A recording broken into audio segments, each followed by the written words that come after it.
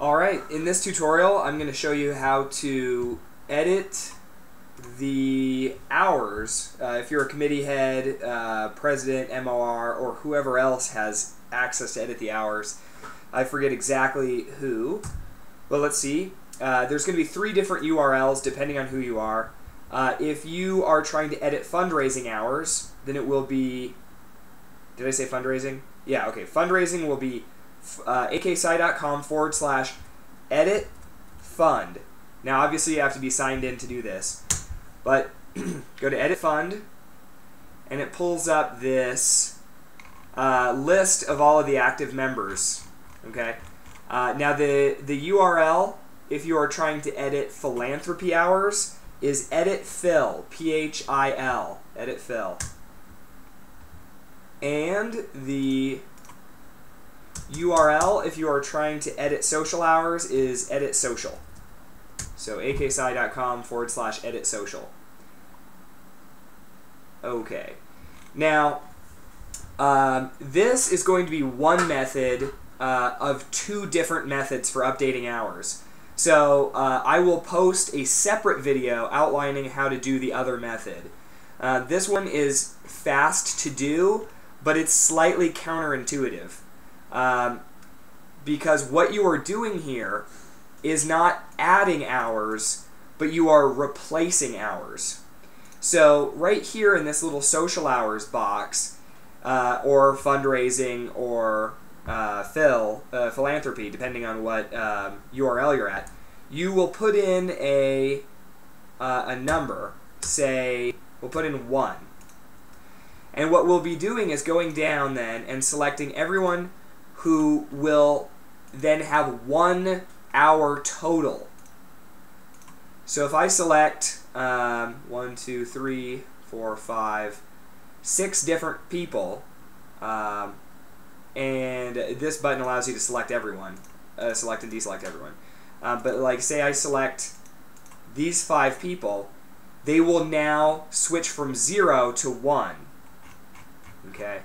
And then I go down to the bottom and click this Modify Node Fields button. I know that that's not a really intuitive name. But anyway, then it asks if we wanted to edit these profiles, because that's where the number of hours is stored. And then we just confirm. Okay.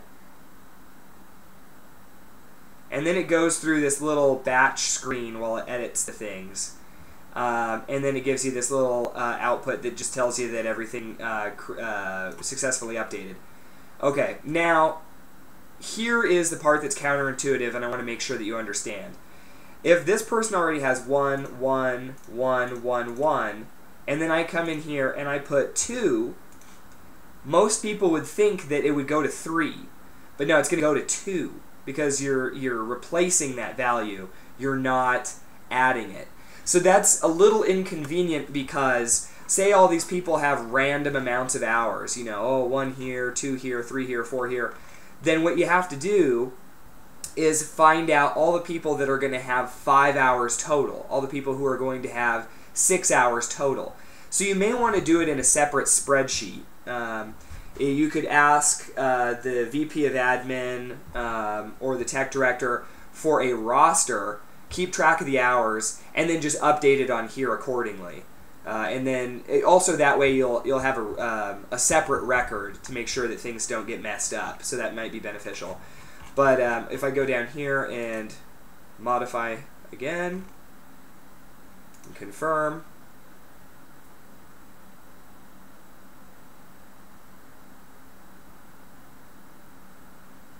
Okay. And then you see that these people are 2, just like I said, rather than 3. So just keep that in mind. And the last thing is, don't try to do too many people at once with this method, because unfortunately our server that we're running the website off of is kind of slow.